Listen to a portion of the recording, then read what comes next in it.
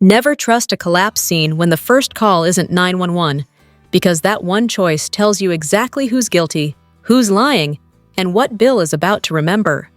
Danny continues to perform the rarest feat in this ecosystem, emotional competence. While everyone else ricochets between denial and melodrama, she meets Kat's feelings with patience, clarity, and the kind of gentle honesty that qualifies as an endangered species. The counsel is straightforward. Extend forgiveness to Eva. Not because Eva has earned it, but because Kat's anger is steadily becoming the most visible accessory she wears. Healing does not require an invitation to the family dinner table. It requires refusing to let an unwanted presence run the household of one's peace of mind. That distinction matters, even if the people involved tend to treat nuance like an optional add-on. Meanwhile, the adults in the room, on paper, continue to prove that professionalism is not the same as intelligence. Consider Bill, who is finally circling the obvious. The tea is not a quaint habit, it is a symptom delivery system. The question is no longer whether the teacup correlates with his deterioration. The question is how many episodes it takes for a grown man to connect recurring illness with the one constant ritual preceding it. Still, progress is progress, even when it arrives limping. The expectation now is that Bill will piece it together soon, assuming no one hands him another warm mug and a convenient distraction. Hayley, for her part, delivers a masterclass in criminal incompetence wrapped in righteous urgency. When Bill collapses, the immediate response is not emergency services, not urgency, not even believable panic. Instead, the first instinct is to call Randy, because nothing says innocent concern, like contacting a partner in crime, before dialing 911. The timing is also exquisite. Bill is on the floor, consciousness questionable, and the priority becomes a phone call that may be overheard. It is the kind of decision that only makes sense if the goal is to create evidence. And evidence may be exactly what is being manufactured, unintentionally, of course, which is the best kind for everyone except the conspirators. Bill may have fallen, but the likelihood that he heard the entire conversation remains inconveniently high. Even if he was drifting, the subconscious has a habit of collecting details with spiteful efficiency. One name, that is all it would take. Hayley's panic only sharpens the suspicion. First, it is taking too long, then it is working too fast. Poisoning someone is apparently acceptable, but the schedule must be respectful and predictable. Tragedy, it seems, should arrive on a timetable. Then comes the slap. Brutal, effective, and narratively revealing. Bill wakes up, and suddenly, the entire operation looks less like a carefully controlled plan, and more like a reckless scramble. The insistence that he does not need to see a doctor is especially helpful, in the way a confession is helpful. Bill, playing along with that suggestion, reads less like compliance and more like observation. The glances alone suggest that someone, possibly Joey, has already put a seed of doubt in his mind. When suspicion takes root, it does not need proof, it needs a pattern, and Hayley is generously providing one. If that were not enough, the situation carries an unspoken threat that certain characters should fear more than law enforcement. The fixer. Fixers do not debate. They do not negotiate. They make one call and problems stop being problems. Hayley appears unaware of what happens when people with resources decide a loose end is too loud. That ignorance is either brave or fatal, and the line between the two is famously thin. Elsewhere, the family's moral arithmetic remains as inconsistent as ever.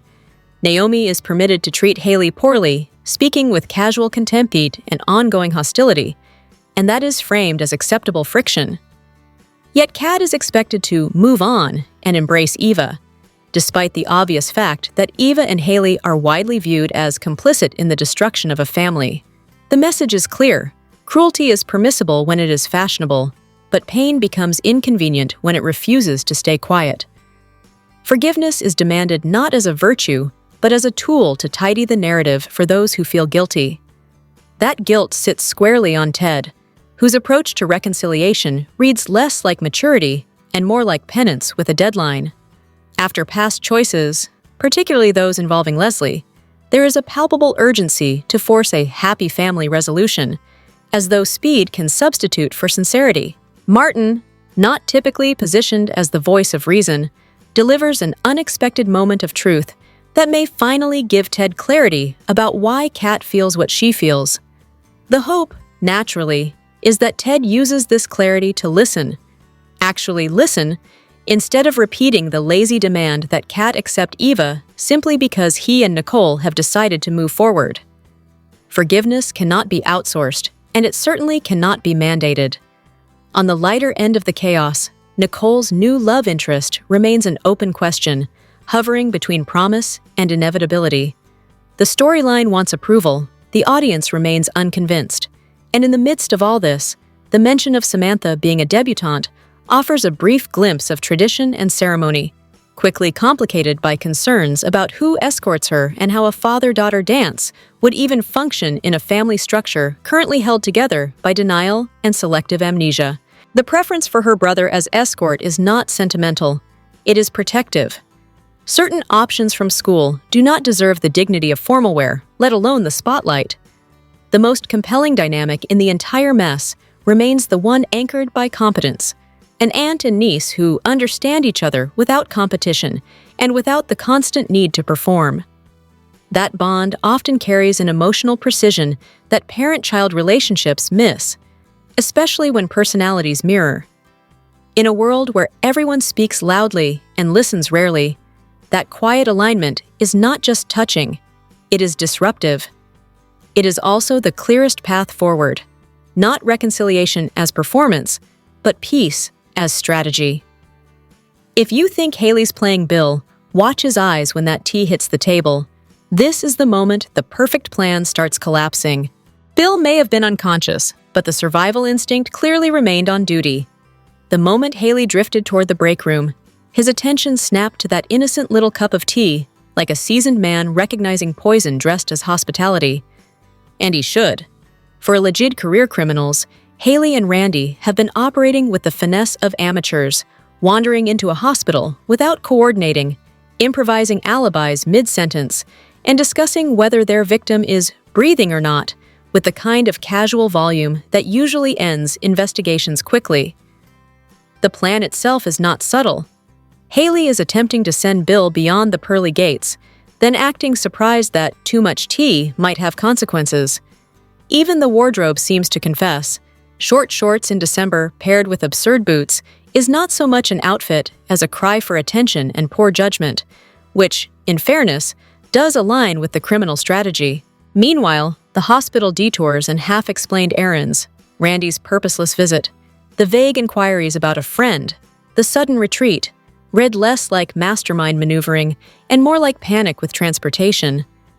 Then there is Ted, performing the exhausting routine of acting bewildered by Kat's reaction, as if the sequence of events were not obvious to anyone with a pulse. Once the affair and child were exposed, the responsible path was painfully clear. Attend to Martin and Kat, acknowledge the damage, and pursue actual repair. Family therapy, community support, even a prayer meeting, anything that centers healing rather than ego. Instead, the emotional pacing was reckless. Eva's presence may deserve compassion and a relationship, but racing headlong into a new family narrative, while the old one is still bleeding, predictably lands as replacement, not reconciliation. Kat's anger is not mysterious. It is the natural response to watching a parent rebrand the fallout as a fresh start. And if Martin could articulate to Ted exactly why Kat has been spiraling, the next logical step was to apply that same maturity consistently, especially when speaking to Eva. Allowing Kat to overhear dismissive commentary about her after being fully briefed on her pain is not misunderstanding. It is negligence wearing a polite face. Kat, however, is not auditioning for sainthood either. Sneering at Eva for growing up poor and on the street is a breathtaking display of selective empathy, particularly in a family system already touched by substance abuse, homelessness, and the brutal instability that comes with it. If hardship is a character flaw now, the standard had better apply uniformly, including to the people Kat claims to love. Cruelty does not become virtue just because it is delivered with conviction. The one bright note is Danny, who manages the rare feat of offering Kat a softer landing without stripping her of backbone. Their exchange provided something the rest of the story keeps avoiding: emotional intelligence. Kat stood firm, and the resulting momentum suggests departure is not only possible, but imminent. Elsewhere, the show continues its habit of scattering dangling threads like confetti. Vern's from-scratch dinner, apparently arriving by delivery flight, is a perfectly symbolic detail in a world where sincerity is often imported. The ambiguous situation between Vern and Sharon still refuses to commit to a clear affair dynamic, preferring confusion over clarity. Eva's celebration at Winterfest appears similarly undermotivated, as though applause has replaced explanation. Yet for all the mess, the ensemble remains the reason the chaos works. Martin, Smitty, Tyrell, and Samantha, returning with warmth, complete with a pillow fight, reminds viewers what functional affection looks like. Samantha's phone is back, the free clinic work continues, and Martin's promise not to ghost his family while chasing another congressional run is the sort of commitment that should not be rare enough to applaud, but here it is. And looming above it all is the delicious inevitability of Bill waking up to the truth, possibly with the added gift of having heard Hayley's conveniently timed conversation while he lay unconscious. Bill does not need dramatic monologues. His expression and that pointed glance at the tea already communicate the real plot development. Suspicion has arrived. Anyone still playing games around Bill should understand the basic rule of this universe.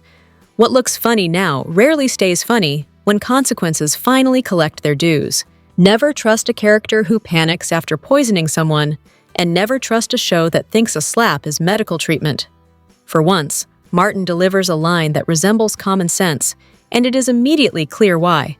The relentless effort to wedge Eva into Kat's personal space has become less dramatic tension and more creative department on autopilot. The narrative practically begs for a pause button, especially with Kat's feelings treated like background noise until someone finally bothers to acknowledge them. Credit where it is due, Martin also attempts to pry open his father's eyes to what Kat is actually experiencing, and Danny's decision to address the glaring inconsistency of forgiving Tomas while withholding the same grace from Eva is the rare moment of emotional logic that soaps often pretend to have but rarely deploy. Meanwhile, Randy continues acting suspicious in the least strategic way possible. Shady behavior, wrong audience, predictable consequences. Shanice is positioned to connect the dots, and the show practically telegraphs how Bill's dizziness lands him at the hospital, and once he realizes Randy was discussing that visit, it will not take a genius to figure out who Hayley was calling and why. Hayley, for her part, is framed with the kind of selective innocence that only works if the audience agrees to forget what it has already watched. The frantic response when Bill faints is meant to suggest she is not a hardened criminal. The problem is that panic does not cancel intent. Feeding him cookies and orange juice reads like a clumsy attempt to manage his sugar levels, or, more accurately, like a writer's shortcut to caretaking that still does nothing to explain the far more pressing issue, the tea scene, which should have been cut for quality control. Bill is allegedly a ruthless, sharp-edged attorney, yet he sits there while Hayley all but tries to pour the cup through his face. The force-feeding is so excessive, it becomes unintentional comedy, and the only credible reaction is the one the show finally inches toward. Bill staring at that cup like it comes with a confession attached, beginning to suspect that his help is not help at all.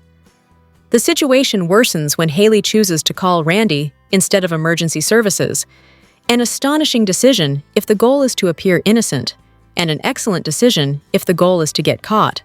Assuming anyone ever gets caught in this universe, of course, accountability is apparently reserved for the designated crazy kidnapper, while everyone else enjoys plot armor as a lifestyle. Elsewhere, Nicole's characterization veers into contradiction. A woman portrayed as reserved somehow has no issue allowing two different men to kiss her in public, and the show expects that to read as romantic rather than incoherent. The new love interest is not exactly inspiring confidence yet, though patience is possible given his limited screen time. And while Ted and Nicole are correct that Kat needs to release her grip on the Eva obsession, because forgiveness is not amnesia, it is refusing to be held hostage. Kat continues to behave like bitterness is a personality trait, reinforced by Samantha's pointed observation that growing older should not mean growing entitled to be cruel to people who are trying to help. The comment lands because it is accurate. Kat often treats others as beneath her, then acts surprised when her relationships fracture. It is difficult to root for someone so committed to contempt. The episode also sprinkles in smaller absurdities that accumulate into a larger credibility problem. A slap waking Bill up as if unconsciousness has an on-off switch, and a lingering question about whether the hospital mixed up Bill's lab work with Anita's, because medical competence remains as flexible as the plot requires. Even the Winterfest staging gets its jab. Jacob, Isaiah, Naomi, and Bill arrive dressed like the event is a quick errand rather than a seasonal showcase, which may be realistic, but hardly sells festival. And then there are the storylines begging for resolution. Hayley's ongoing attempt to eliminate Bill, Vanessa's strange fixation on Joey, and Leslie/Dana's crime spree that continues without the inconvenience of consequences. Add to that the collective insistence on treating Eva like a saint despite ample evidence she is not. Kat's refusal to stop letting Eva occupy prime real estate in her mind, and the recurring absurdity of Leslie/Dana casually walking into everyone's home as if doors are purely decorative. Even with all of that, the season still manages to be watchable, sometimes because of the storylines, sometimes in spite of them. The pacing often moves briskly. The cast inspires genuine reactions ranging from affection to a desire for comeuppance, and the usual soap staples, romance, schemes, betrayals, family loyalty, groveling apologies, remain alive and well. It is an entertaining first year, provided the writing occasionally remembers that tension works best when characters behave like sentient adults, hospitals behave like hospitals, and tea is just tea unless the show is willing to admit otherwise. Everyone's blaming the usual suspects, but the real villain here is entitlement dressed up as family loyalty. Madison's outrage is a fascinating case study in entitlement disguised as loyalty. The premise appears to be that Chelsea is not merely expected to tolerate Madison's mother's views, but to publicly align with them, because nothing says healthy boundaries like attempting to manage someone else's conscience. It is an ambitious strategy, demand emotional compliance, then act shocked when it is not granted. Meanwhile, Hayley has decided subtlety is for people without screen time. The slap landed with the kind of force that makes the audience check their own cheekbones, and the aftermath only grows more theatrical. Open talk about tea, suspicious timing, and the lingering question of whether Bill even processed the conversation before his face finished rebooting. It is less conflict resolution and more public service announcement for poor impulse control. Bill's medical situation, of course, is unfolding with all the clarity of a fog machine. Test results feel suspiciously interchangeable. Anita's, Bill's, perhaps whoever happened to be in the nearest examination room. Anita's tense phone call right after Vernon exits the room reads like a writer's room loading screen. Incoming bad news. And yes, the narrative direction appears to be steering straight toward a cancer diagnosis with the confidence of a show that knows exactly which emotional lever it wants to yank next. Vernon's alleged cheating, however, remains a harder sell, largely because it clashes with logic, characterization, and any reasonable understanding of how risk-averse people behave when they have functioning senses. The disbelief is justified. There has to be a rational explanation, because the alternative is that the story has decided plausibility is optional. Eva's romantic priorities are equally transparent. Isaiah is not being pursued as a person. He is being pursued as a consolation prize with a pulse, primarily because Tons is unavailable. Nothing fuels affection like the thrill of wanting what cannot be had, and the immediate loss of interest once it becomes attainable. Speaking of Tomas, credit goes to Ted for addressing him about his recent dealings with his daughters, because someone needed to say something out loud. Kat also earns rare praise for declining Tomas's move-in invitation, a moment of restraint that suggests she is not nearly as easy to maneuver as others might prefer.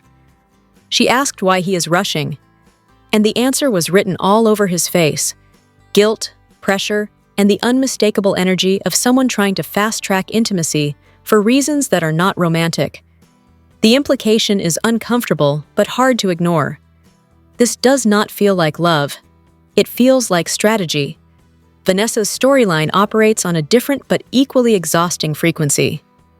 The neediness is so intense, it starts to read as a trap, an aggressive bid for permanence with Joey that raises immediate suspicion. Then comes the predictable consequence. The reputation implodes, and the respectable real estate agent persona becomes collateral damage. She got what she wanted in the way that people often do when they want the wrong thing loudly enough. Attention at any cost. Joey, for his part, delivers the kind of romantic gesture that plays well on camera, retrieving his woman and punctuating the moment with an "I love you" kiss designed to settle a storyline as much as a relationship. It is tender, sure, also highly convenient. Then there is the conspiracy thread weaving through Hayley, Randy, Bill, and Joey's orbit. An entire maze of setups, prior knowledge, and underworld familiarity. The theory practically writes itself. Randy may be playing Hayley, Bill may already know, and Joey, who does not appear to do fair, may have eyes everywhere, tipping off allies and monitoring behavior through surveillance. The suggestion that Bill is the well-connected fixer who has helped everyone from crooks to respected men fits neatly into this world, as does the idea that Randy understands the only way out of Joey's gang isn't a resignation letter. The only missing piece is the backstory between Hayley and Randy, because a plot this intricate cannot survive on implication alone. And just when the episode threatens to drown in melodrama, the non-plot details arrive like accidental comedy. Ashley wearing jeans to Winterfest, as though the dress code is merely a suggestion and seasonal traditions are optional. Elsewhere, the magical hands massage moment lands as a reminder that even relaxation scenes can feel tense when someone approaches self-care like an obligation. Nicole, however, quietly takes the moral high ground and keeps it. Her patience with Leslie's tears and requests to help Peaches is described as almost unnaturally generous, the kind of composure that makes lesser mortals fantasize about saying exactly what they are thinking and walking away without looking back. One bright spot deserves recognition, the NAACP. The message is not only relevant, it is urgent. The call to action, particularly the emphasis on voting, and the reality that people of color remain disproportionately targeted, cuts through the fictional chaos with uncomfortable clarity. It is a sobering reminder that while the show manufactures conflict for entertainment, the real world does not need any help doing the same. Here are your spoilers for Beyond the Gates on Thursday, December 11th, 2025. Since Kat and Chelsea's conversation was overheard by Samantha, and the resulting scene where Smitty and Martin came home to find Samantha and her boyfriend on the couch together, about to have sex, Martin and Kat have not been vibing. Understatement of the year, but in Thursday's episode, Martin tries to make amends with his sister. How well this goes, only goodness knows. But we are here for it. In Thursday's episode, Leslie receives a warning regarding Marcel's intentions. The jury is still out on what Marcel is really up to here, but all signs point to him wanting to leave the force on a high note with a significant arrest in case that's slipping away. Leslie had better be careful, as Marcel is more slippery than a greased eel. In Thursday's episode, Naomi and Jacob try their best to navigate a new normal. Things are slowly returning to normal for the one couple we can believe in on this show, other than Vernon and Anita, of course. No more talking about kids and the eternal debate of whether to have them or not, and who has to compromise. We are seeing the two become the very much in love pair we have always known them to be. This episode looks like Jacob has really gone all out.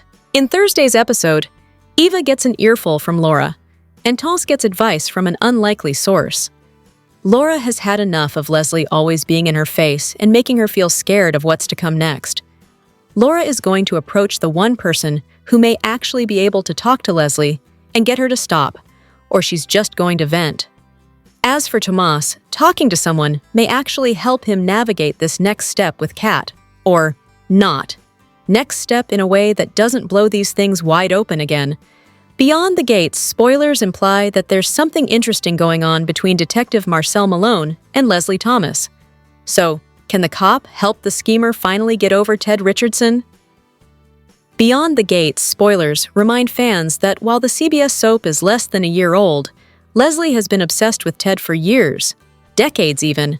She successfully managed to ruin his marriage to Nicole Dupree and placed a wedge between him and his daughter, Catherine "Cat" Richardson. Leslie has been relentless in her pursuit of Ted, despite his multiple rejections. Ted might care for Leslie, as she's the mother of his other daughter, Eva Thomas. He may even still be attracted to her, but he doesn't want a relationship with her. Her dream of them finally living out their happily ever after and becoming a family with Eva is just that, a dream. Will she ever move past her teddy bear obsession? Marcel and Leslie have been running into each other a lot. They've also been flirting up a storm. The only major red flag with Marcel is that, like her relationship with Ted, the detective is married. While it would be nice for Leslie to move on from her ex and baby's daddy, she'd be replacing one unhealthy romance with another. Leslie is definitely a villainess on all accounts, although fans have seen a softer side to her lately. While she's used her newfound wealth for some bad, she has also tried to use it for good. Plus, how she's caring for her adoptive mom, Peaches, is heartwarming, not to mention how she paid for someone's medical bills. In addition, Leslie was open to starting a foundation when Eva suggested it and helping out Samantha Richardson with her project. Is Leslie all that bad? If she is, don't bad girls deserve love too? Beyond the Gates spoilers for Wednesday, December 10th, hint that Hayley Hamilton will be utterly horrified, while Nicole Dupree faces an unexpected temptation. There's a lot to unpack for Wednesday's show, so let's talk about it. First off, Bill Hamilton collapsed at the end of the Tuesday, December 9th episode, right after he took a drink from the contaminated tea. A double dose of poison this time. Hayley was growing a tad frustrated at the fact that the poison wasn't exactly doing its job, although the good news was, it was undetected during Bill's physical, which was conducted during that episode too. Hayley decided to splash some extra poison in Bill's cup when he got back from his doctor's appointment, and after a drink, he collapsed. BTG spoilers for the December 10th episode indicate she'll be horrified come Wednesday's show, but Hayley has worked towards this goal for weeks now, so is this an act on her part, or will she have a change of heart regarding wanting Bill gone? Across town, Danny Dupree is on hand for a loved one when they need to talk. Will Andre Richardson require a vent session for one reason or another, or will it be Vanessa McBride who turns to Danny? While Joey Armstrong rose to the occasion during the December 9th show and kissed Vanessa in public, this doesn't mean their stormy times are over. In other news, Beyond the Gates spoilers for Wednesday, December 10th tease that Derek Baldwin and Ashley Morgan will come to an agreement. As he's at the hospital often for physiotherapy, and she's a nurse who works there, could they agree to be civil when they run into each other? Then again, these two are so on-again/off again, this could mean anything. Lastly, Nicole will deal with an unexpected temptation. Could this be about mega-hunk doctor Kial Rollins? Kial entered the canvas on Monday, December 8th, as Nicole's blind date at Winterfest. While fans didn't see a lot of their interaction, Kial was pretty smitten with Nicole, and Nicole seemed interested in the good doctor when the Bay talked at the end of the episode. Will the two run into each other at the hospital? Will more sparks fly? Maybe they get locked in an elevator together?